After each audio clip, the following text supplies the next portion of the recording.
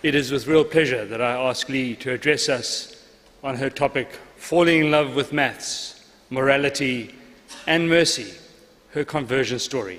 Leah Libresco.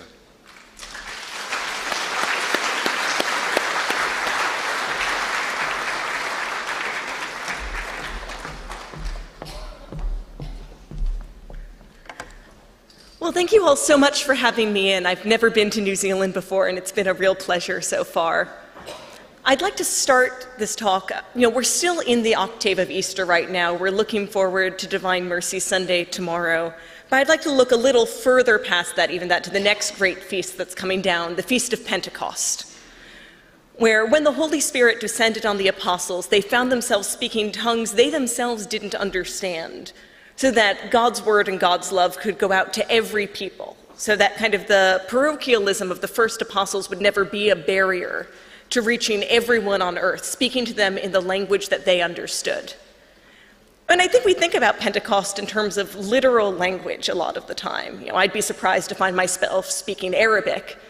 But in my own life, God reached out to me speaking the language I was fluent in, which wasn't really English so much as math and weird bits of philosophy, and sometimes Broadway musicals, which might have been even more surprising to the apostles to find themselves preaching to people, not even just starting with, here is Christ, here's who he is, but, Plato, let us discuss the history of mathematics, and we're going to work our way over to God as we get there.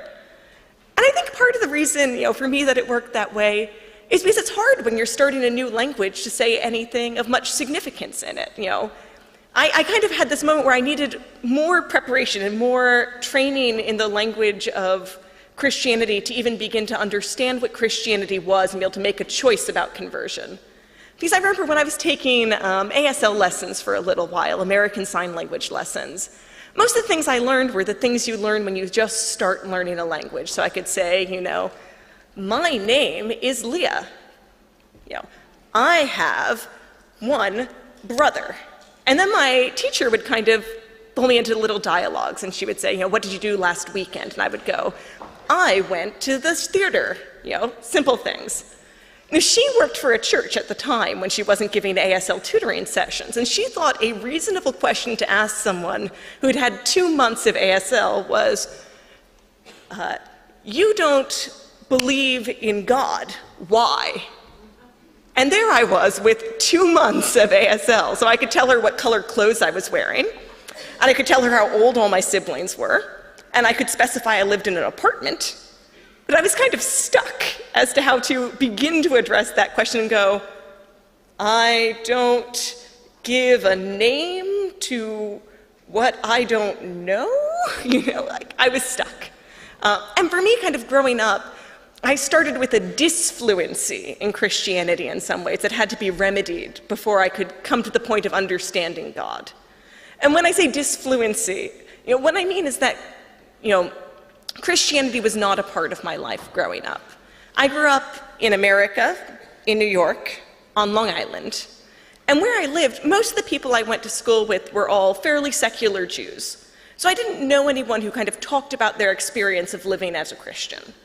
In fact, I so didn't know people who were Christian, and neither did people in my class, that when we took AP European history, and we're going over the history of Europe and the history of the Reformation, one of the kids in my class raised their hand, it wasn't me, I promise, and said, we're learning about Luther. Do Lutherans still exist? Because he didn't know. So for me, a lot of growing up and learning about Christianity, I learned about it only where it was politically in conflict with whatever I was doing or believed in. So I learned about it if, a Christian made a comment on TV about a hurricane being a punishment for homosexuality, because that was on TV and was a political issue.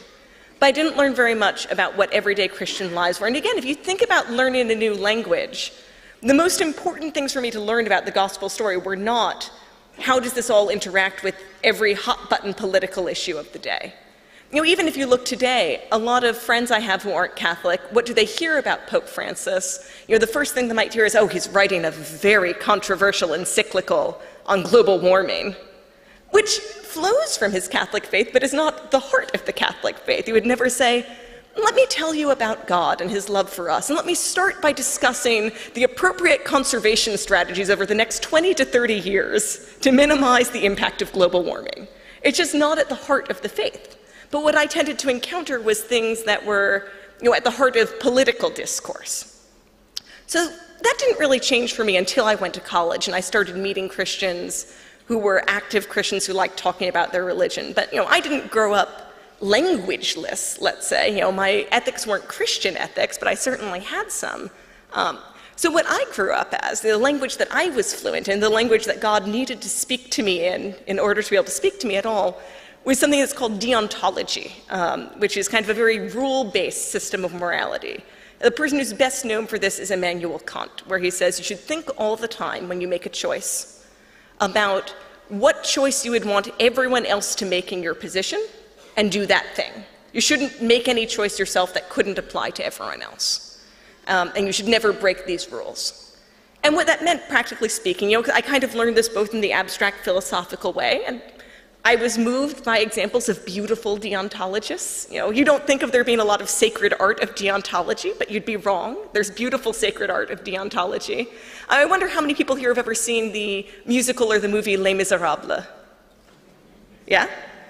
And you probably had a favorite character. How many people's favorite character was Javert? I guess it's only me then.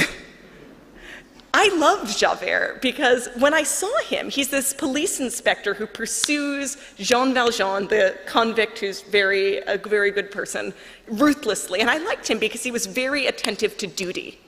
He said, what am I required to do? And it doesn't matter if it's hard for me. I need to do whatever is right. And that's who I wanted to be. And I liked that Javert was uninterested in mercy.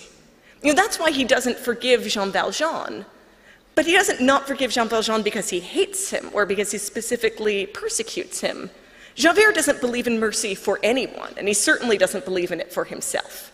Javert loves morality much too much to believe in mercy, and that's how I felt too. Because the way I thought about it is, morality is the standard by which we measure human action, in the same way a ruler is the standard by which we measure length. And if a ruler contracted itself to make things look bigger, out of pity for them, out of mercy for them. If I stood next to a yardstick and it said that I was 5'9" because it knew I wanted to be taller, and just kind of squinched down so that I could feel tall, it wouldn't be a very good ruler. It would be a ruler that had warped itself, out of pity for me, who is only 5'6". And that's how I felt when I heard people talk about mercy. It felt like, in the same way the ruler was contorting itself to make me feel better, that mercy is morality saying, oh, you're not very good at this, are you? Let me see what I can do to make you feel better about yourself. I forgive you. You hurt someone, you fell short of your duty. It doesn't matter. And I felt this would be an insult to duty and to ethics, in the same way Javert does. So, I admired him for being kind of, as I thought of it, brave enough to say, I'd rather be judged wanting, but have morality remain objective and strong and clear, and have it just be acknowledged that it's me who isn't good enough, than for anyone to say, no, you're fine the way you are. So that's kind of how I came into college. And what happened for me is college was the place where I started to meet Christians and see the heart of their faith and kind of have interesting conversations with them. Because again, as I'd grown up, most of what I knew of Christians was kind of, in America, evangelical Christianity that spends a lot of its time arguing about evolution or other things, that seem, well, first of all, isn't really, again, at the heart of the gospel story, but is also demonstrably false.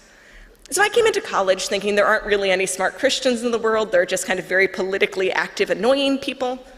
And I was surprised because I came to college and I started meeting very weird smart Christians, who were weird both in that they were smart and in that they were Christian and in that they grounded their Christianity in the kinds of languages I was more fluent in. I met Christian mathematicians who I thought, were kind of my people, not Christianity's people, my people. And what I thought was, I have misjudged Christianity. It is not trivial to prove it wrong. I probably need to put a little work into it. So I should meet these people and learn more about them and then explain to them why they're wrong. I didn't think they were right. I just thought, okay, I'll need to put in a little work to explain why they're wrong. And so, since I'm an enormous nerd, what work meant usually was reading. So I spent a lot of time reading Chesterton, reading Lewis, reading a little bit of Dostoevsky to kind of understand what it was I was dealing with. Because what it really exposed to me is that I wasn't fluent in what my friends believed. I thought I kind of understood exactly what Christianity was, and I didn't. So I had to spend some time picking up vocabulary, understanding where they were coming from and what they believed. And where I was really lucky is I was part of a debate organization in college.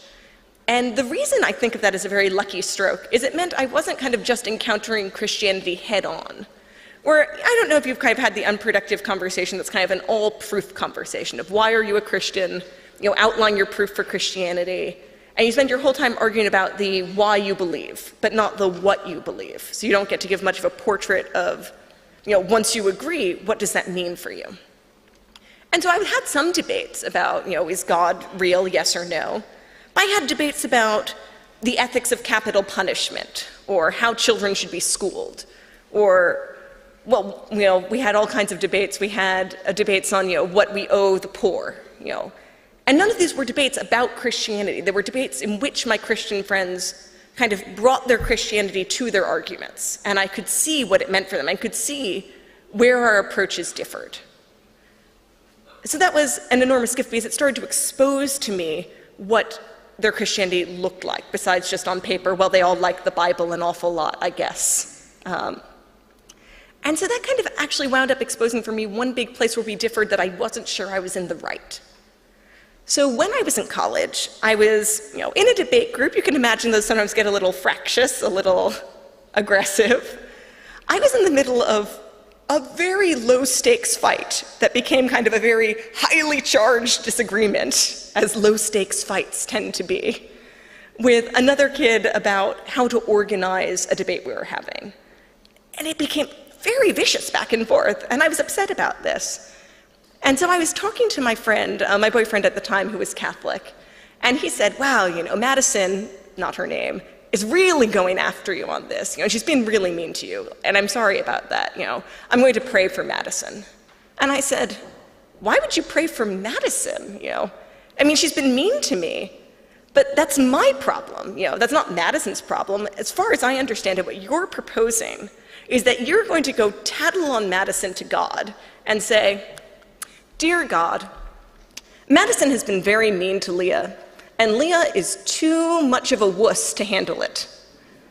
Please make Madison a little nicer to Leah so that she doesn't have to work as hard to be nice back. Because remember, I was a deontologist, so I thought it doesn't matter what anyone else is doing, it matters what I do. And if Madison is mean or if Madison is nice, it's irrelevant to me. I have the same job, which is to be nice to Madison.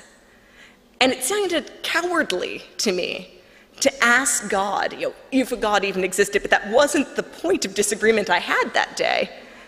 It sounded cowardly to say, would someone please be nicer to me so I don't have to do my job? It sounded again like asking the ruler to flex so I could be tall. And so I didn't understand at all why he was doing this. I said, Chris, I don't want you to pray for that. Like, if God existed, I wouldn't want to ask him that. And he said, Leah, I'm not praying for Madison so that you can have a nicer week. I want to pray for Madison because it's probably exhausting for Madison to be this angry at you. It's not good for her, regardless of whether it's good for you to practice being nice to bad people. And what I realized is I hadn't really thought of it that way. And I want to be fair, I think probably other deontologists are nicer people than I was. I was a little kind of tunnel visioned as a deontologist. So don't go out and meet people who are deontologists and assume that they were kind of as, focused only on themselves as I was. But the way I felt was that ethical choices were kind of like a standardized test, where I have a bunch of questions and I want to get the right answer on every single question. And how the questions are set up and who the other people are involved is irrelevant. What's important to me is what's in my control, and my actions are in my control. Madison's actions are outside my control. So I want to be as good as I can be, and everything else is irrelevant.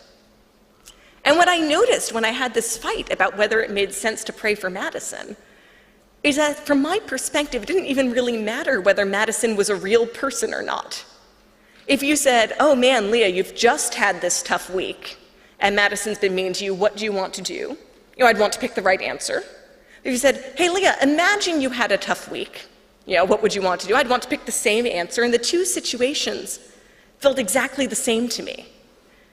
So it's almost as though the reality of Madison was irrelevant. And I didn't know how to fix this problem at the time, but I thought, that doesn't seem right. If I imagine how ethics work, it should probably matter that there are other people involved. Probably something else matters besides just my own choices. It shouldn't be irrelevant whether Madison is real or a hypothetical question I'm trying to answer. And what I kind of thought, as my friend was saying, think about Madison, that anger is hard for Madison, that it wasn't just a question of saying, oh, I'd like this to be easier. I'd like Madison to be a different person so I don't have to deal. It felt to me like almost I was trying to extinguish her, right? Like, here's Madison, who is angry, and I'm asking God to get rid of her and replace her with a new Madison, who's nicer. And that seemed violent to me, right? But what I didn't think about is that there's kind of a truest version of Madison. And that version of Madison isn't as hampered by anger. That it might be easier for Madison. That she might just be happier or be less frustrated or, including less frustrated by me, and that would still be true to her. It wouldn't be erasing her. That I would have been wrong to essentialize her anger and say, no, that's the truest part of Madison, and I want her to exist as she is. And this started to kind of play a little bit of havoc with my own philosophy. So I kept reading, because what this kind of gave me a sense of is that there's some kind of truest self that is better than your own self, and I could be in alliance with the best part of Madison and want to bring it out rather than just respond to her as well as possible as she did anything. And what I wound up finding is, so I was still reading books that my Christian friends had recommended me, and I was looking for books to hand back to them, especially as I started dealing with this kind of weakness in my deontology. And I had a lot of trouble finding books I wanted to give back, books that were atheist books that were kind of summarizing my philosophy to this date. And part of that is just because when you look at kind of what the priorities of a lot of public atheists are, they're not philosophers. They're not their job to be philosophers. A lot of people are writing on political subjects. And in America, a lot of the church-state disagreements tend to be political disagreements. How will we organize science classes again? So it makes sense that people like Dawkins are not writing discussions of, yes, here I am, solving the problems of deontology for Leah Libresco. I know she was waiting. He's writing on science education. So I was having trouble finding people who were writing the books I wanted to hand back. But finally, after reading Lewis and actually really liking parts of Mere Christianity and the Great Divorce, I went, don't worry, Chris. I have finally found someone I agree with. I've just read this book called After Virtue by Alistair McIntyre, which outlines something called virtue ethics. And I think this is what I actually think. I think what virtue ethics describes is that we are called to be some kind of better version of ourselves, and that's our truest self. And really, if I were going to say the number one difference between it and deontology, deontology likes when all your moral choices are hard. In deontology, it's much better when you're nice to someone kind of against your own will. For me to be nice to Madison while she was being mean to me, because my choice isn't tainted by liking her, and it's not tainted by thinking she'll be nice to me later. I can be nice to her in perfect confidence she'll be mean to me, and then be glad that I'm not being selfish or courting her being pleasant to me. But virtue ethics just wants you to be a nice person, to make the kind of choices that are ethical, but to have it feel easy and natural. And it doesn't look at it being easy or natural as weakness. The way I kind of put it is that virtue ethics makes morality as graceful as the way a dancer walks. Because if you've seen, ballet dancers, not even when they're dancing, when they just move across the room, there's this intentionality and grace in every movement because they're so alive in their own bodies. And I don't walk like that at all. But ideally, I would make ethical choices like that. That when I came to a choice, it wouldn't be a matter of pushing past my own will and my own selfishness and, triumphing by force, which is often how Javert makes his choices, right? He has a hard choice to make, and then he makes it forcefully. But really, I'd want to move like a dancer ethically. I'd want it to just feel like a natural extension of my own will. I'd want my will to be well-educated and aligned with the good, not a matter of wrenching myself back into alignment. And so I read this book by Alistair McIntyre, and I felt it had laid that all out. And it was beautiful, and it was true, and it's what I wanted. And, he was on my team, so I said, Alistair McIntyre, After Virtue. I have finally found someone I agree with. You asked me to find someone who agreed with me, and here it is, this is the book. And my boyfriend said, you know Alistair McIntyre converted to Catholicism, right? He didn't think that system held up. And I said some words that I'm not going to repeat in front of, this very dignified body, because I felt this was a betrayal. Alistair McIntyre had done good work for my team.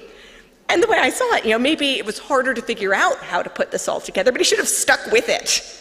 Again, kind of the worrying about Catholicism being the coward's way out. So he chose to glom on to this 2,000-year-old system that's had a lot of time to figure out how it wants to present itself, rather than forge out of, nothing a better philosophy. Loser. But if Alistair McIntyre wasn't up to the job, it was up to me. So I spent a lot of time both in writing and in disagreements and in conversations trying to figure out what didn't work about virtue ethics for me and what I needed to do to make it coherent. And so I'll kind of save you the time of all the different avenues I explored. And here was the hardest part about virtue ethics for me. It was the question of when you frame, ethics as a virtue ethics thing, as though there's kind of your best self, this teleological self, this you that you are aiming for. Where does it come from? Deontology was easier, because the question of what is ethical was just, what would you want everyone else to do in this situation? And that seemed fair and was kind of a nice rule. And virtue ethics was kind of more open-ended and forward-pointing. Who should you be? What does it look like to be this graceful and ethical and joyful? What is your truest self? What is Madison kind of freed from her anger, where that's a chain on her, not her own self? What's me freed from my disinterest in Madison's well-being, because that's more of myself than the me who kind of doesn't care about her? And I was kind of stuck as to how we knew what this was. Where does this essentially transcendental idea come from? Because that's a little harder to build up in atheism as a philosophy. But luckily, I felt I had kind of some prior tools to help me along. Because, teleological selves in virtue ethics weren't the first kind of transcendental system I'd encountered. I already really liked math. And math is kind of the one transcendental thing that almost everyone agrees is transcendental. And when I say transcendental, I mean it's permanent and outside of us. It has nothing to do with people. People study math, but they don't make math. When a mathematician discovers a theorem, they didn't write that theorem in the way we write a novel. They uncovered it.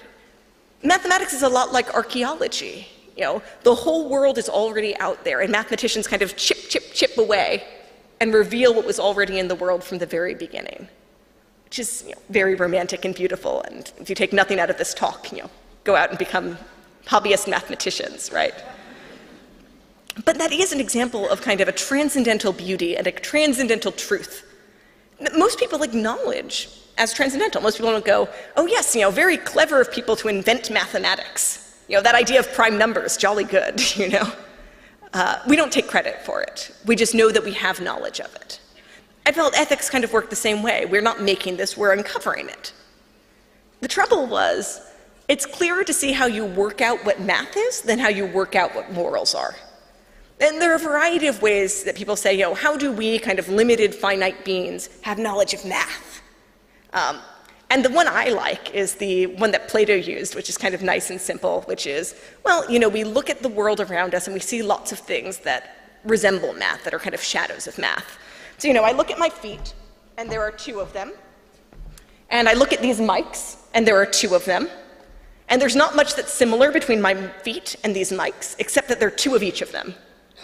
So the thing that they're aligned along, the thing that's both similar about both of them is they participate, and this is how Plato says it, they participate in the form of two-ness, which I know sounds kind of a little weird, but what he means is they both resemble this transcendental thing, this two, which you never see the quantity 2 bereft of physical objects wandering about the world, right? You see two shoes, you see two people, but it'd be weird to go, oh yeah, I saw two the other day.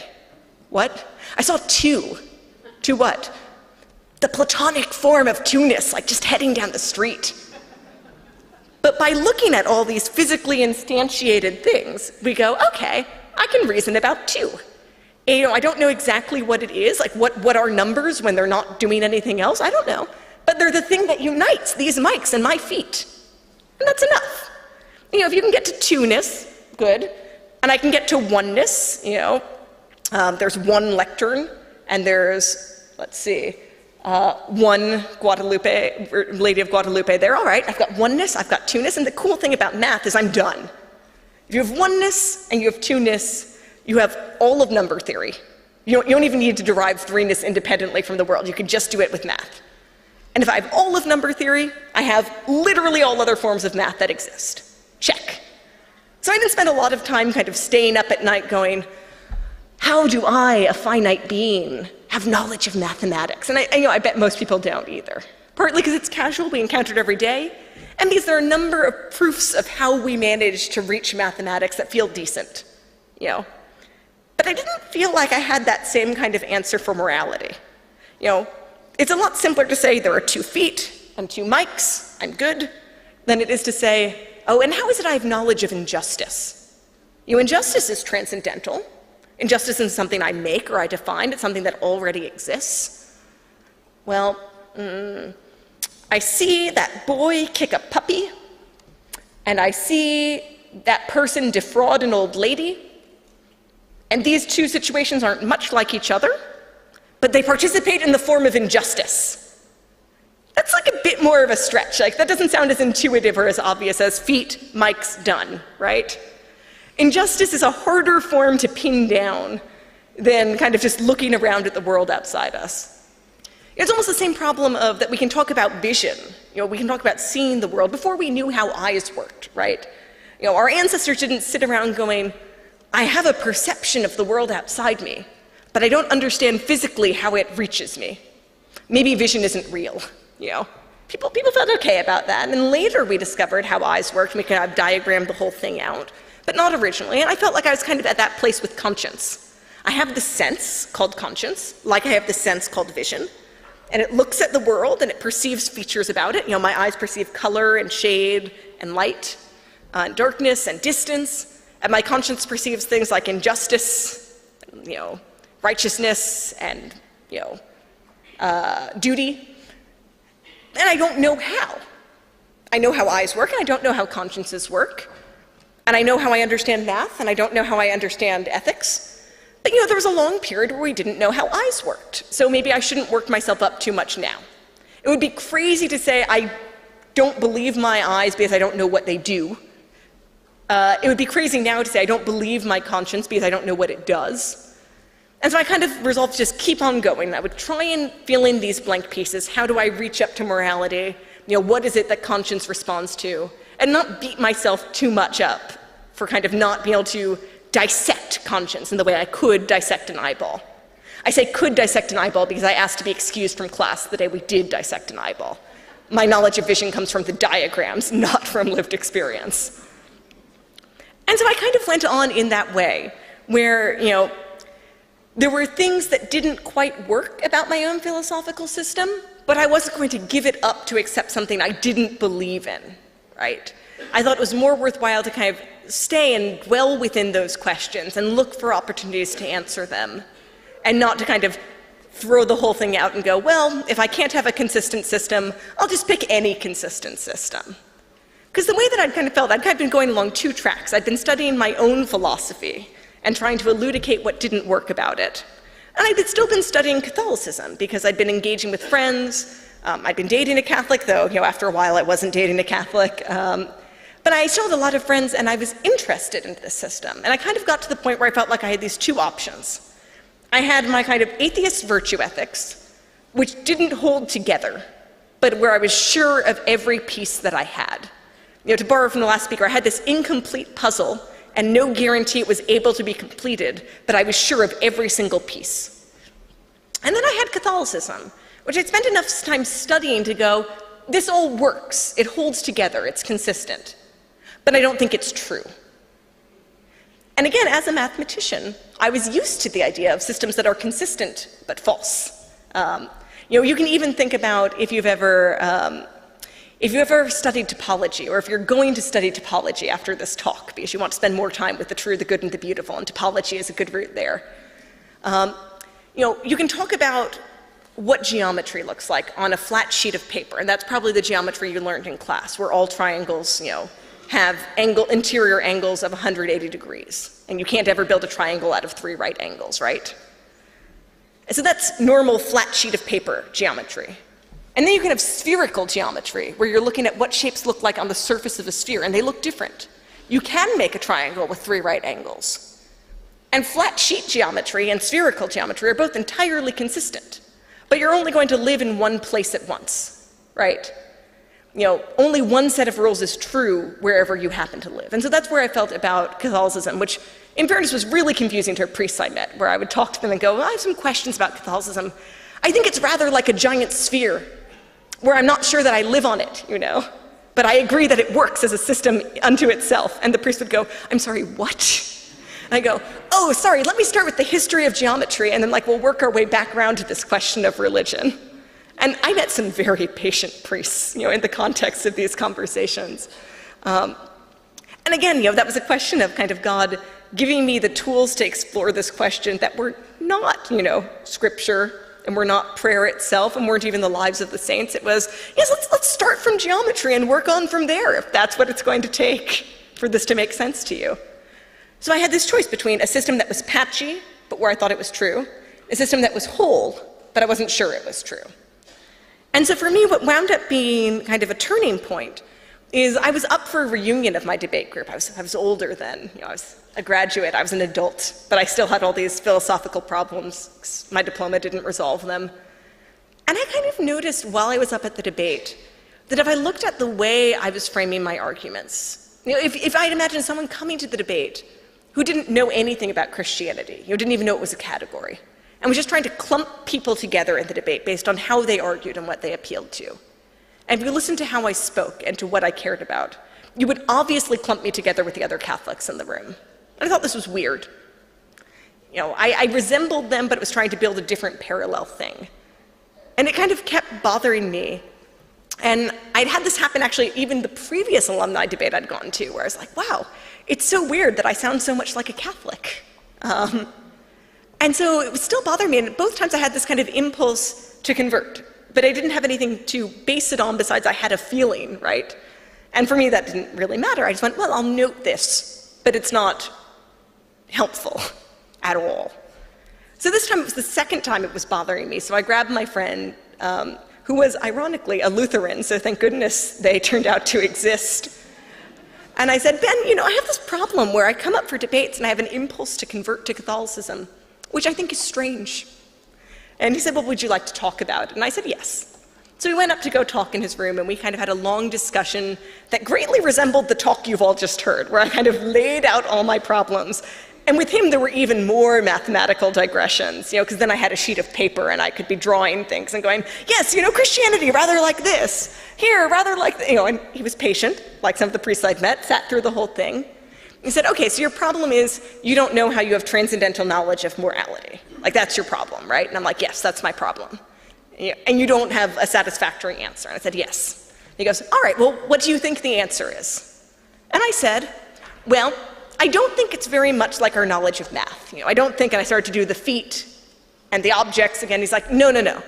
You said that already in your big lead up from what your problem was. You've already said what you don't believe. It's probably not helpful to keep going over what you don't think the answer is. Say something new. Say something that could be the answer. You have to try throwing new things at the problem, not just going over again and again what you've already discarded. And I said, kind of just blurting it, well, I don't know. I guess morality just loves me or something. Ben had a bit of this cat that ate the canary grin on his face. I said, okay, I heard what I said. I don't know if it's true. Just because I say things doesn't mean they're true. So I kind of thought about it. And I think the reason I had blurted it out when I just tried to even almost name the problem is I had this issue where I thought, I have this transcendental knowledge, but it's not knowledge of math, which is kind of, I'll admit, morally neutral. Math is beautiful, but kind of morally neutral. But I had knowledge of the good, of what I ought to do, knowledge through my conscience. And I didn't have a way I was able to reach up and get it in the same way I could kind of bootstrap my way up to math. So if I wasn't reaching out and capturing knowledge of ethics, but I had it, the only kind of other explanation is that the motion was coming from the other direction. Not me reaching up, but it reaching down. But that really doesn't explain loves, right, in my comment. The issue is I'm already talking about kind of what I thought of as morality as this big, giant, beautiful rule book. I still had a few shades of Javert, you can tell, but this beautiful list of what was right and wrong. It's beautiful as mathematics, all beautifully formalized. But now I'm not talking about it as a rule book. If it can move, if it's offering itself to me, I'm talking about it like a person. And I'm talking about kind of ethics as a person. That's again different from math. If math were to do something, you might say, oh, anything math did, if math could act, must be logical, because what math does is entirely consistent with logic. But if morality acts, whatever it does must be good, because that's what morality is. Morality personified, as weird as that sounds to begin with, can't itself do bad things. So there was something good about it offering itself to me. And I still had the sense of love, and that I have less of a way to formalize, but that it was an act of generosity. When you talk about the form of the good, acting as a person, reaching down to meet humans with a particular care for them, no one says it like in quite that long way. No one goes like, oh yes, I believe in the form of the good that is active, that has a special care for humans and reaches to them. They say God. I could tell I was talking about God.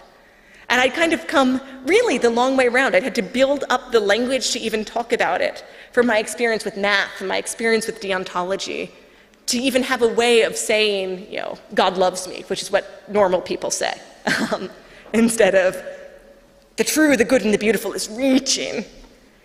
But I could tell I was talking about God, and I could tell, even that, the idea of the transcendental reaching down, it sounded like I was talking about an incarnational faith, in the same way that Christ comes down and dwells among us at a scale we can perceive, in a form we can recognize. That I had something of that sense of how morality reached down to me. And I had a lot to do going on from there. That night was the night I changed my mind. And my friend Ben and I danced around, and we prayed the Liturgy of the Hours, which was lovely. I was really lucky in having him to talk to, where I'm like, what should we do? And he's like, we should pray night office. That's what we should do. Which is, it wouldn't have even occurred to me then. And so that was kind of the conversion of my intellect in that moment, where God had kind of built up all the different tools I needed to see him at that moment. That it really wasn't possible for me to even hear the gospel story and have it make sense until I'd spent all that time wandering through deontology and virtue ethics and topology and weird bits of geometry. I needed all those pieces just to hear the message. And what's happened to me since is a lot of the task and the work of conversion of the heart, where I'm kind of now at that beginner level of all that discussion opened a new language to me, and now I have the opportunity to study it. A language of love and of mercy that isn't cowardice even, which was too alien for me to even express in kind of my native ethical tongue. And a lot of my work has been figuring out how to respond to it.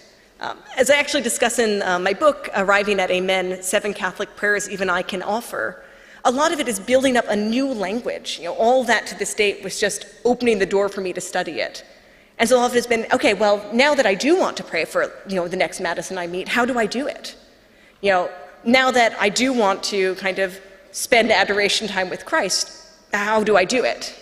And a lot of the times what's happened for me is I fall back on the language I already know to kind of find my way to reach back up. I even had the problem shortly after my conversion where, I wasn't used to thinking about the true, the good, and the beautiful as having anything to do with God. I was used to thinking about math. So I'd have the problem where I'd be praying or trying to pray, and I'd just wind up, thinking about, well, I'm addressing like the true, the good, and the beautiful, and I'd start thinking about math. And I was like, well, I think this isn't how you pray. Like, I think you don't pray by thinking about theorems. And what I would kind of do is I go, well, I love these theorems, and God, who loves truth, loves these theorems. So this is something we share. I can think about, I was almost kind of that fumbling in reaching for God at that point. I'm like, I don't know how to reach for God, but I know I'm looking at this math, and he's looking at this math, and we both delight in this.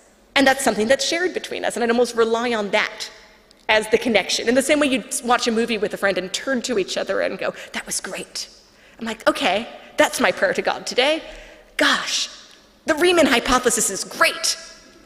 Don't you think so? Yeah, me too. I'm here, if you want to talk sometime about things that aren't the Riemann hypothesis, but that's what I know to offer you today. And so for me, that's been a lot of the process of conversion.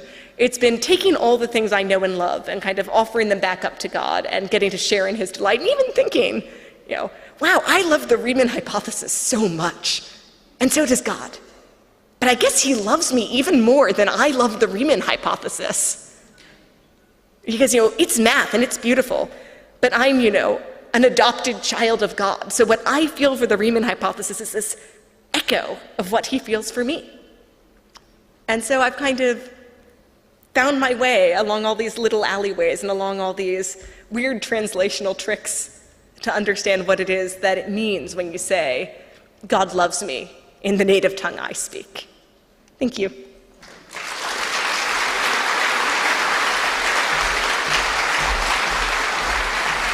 Learned were the things you learn when you just start learning a language. So I could say, my name is Leah. I have one brother. And then my teacher would kind of pull me into little dialogues, and she would say, what did you do last weekend? And I would go, I went to the theater, simple things. Now, she worked for a church at the time when she wasn't giving ASL tutoring sessions, and she thought a reasonable question to ask someone who had had 2 months of ASL was, you don't believe in God, why? And there I was with 2 months of ASL, so I could tell her what color clothes I was wearing, and I could tell her how old all my siblings were, and I could specify I lived in an apartment. But I was kind of stuck as to how to begin to address that question and go, I don't give a name to what I don't know? I was stuck.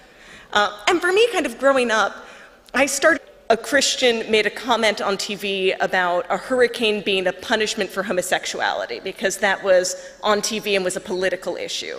But I didn't learn very much about what everyday Christian lives were. And again, if you think about learning a new language, the most important things for me to learn about the gospel story were not how does this all interact with every hot-button political issue of the day. Even if you look today, a lot of friends I have who aren't Catholic, what do they hear about Pope Francis? The first thing they might hear is, oh, he's writing a very controversial encyclical on global warming, which flows from his Catholic faith, but is not the heart of the Catholic faith. He would never say, let me tell you about God and his love for us, and let me start by discussing the appropriate conservation strategies over the next 20 to 30 years to minimize the impact of global warming. It's just not at the heart of the faith. But what I tended to encounter was things that were, at the heart of political discourse. So that didn't really change for me until I went to college and I started meeting Christians who were active Christians with a disfluency in Christianity in some ways that had to be remedied before I could come to the point of understanding God. And when I say disfluency, what I mean is that, Christianity was not a part of my life growing up. I grew up in America, in New York, on Long Island. And where I lived, most of the people I went to school with were all fairly secular Jews. So I didn't know anyone who kind of talked about their experience of living as a Christian. In fact, I so didn't know people who were Christian, and neither did people in my class, that when we took AP European history, and we're going over the history of Europe and the history of the Reformation, one of the kids in my class raised their hand, it wasn't me, I promise, and said, we're learning about Luther. Do Lutherans still exist? Because he didn't know. So for me, a lot of growing up and learning about Christianity, I learned about it only where it was politically in conflict with whatever I was doing or believed in. So I learned about it if,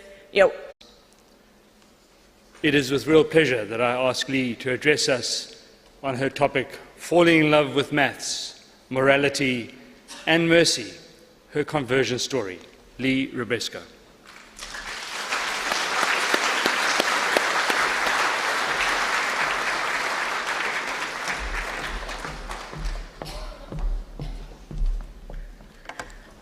Well, thank you all so much for having me in. I've never been to New Zealand before, and it's been a real pleasure so far.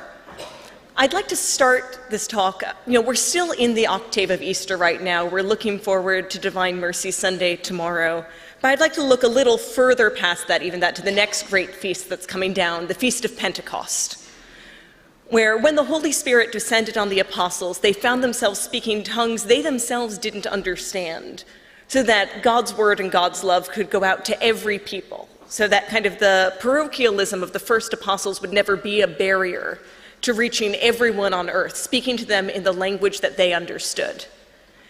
And I think we think about Pentecost in terms of literal language a lot of the time. I'd be surprised to find myself speaking Arabic.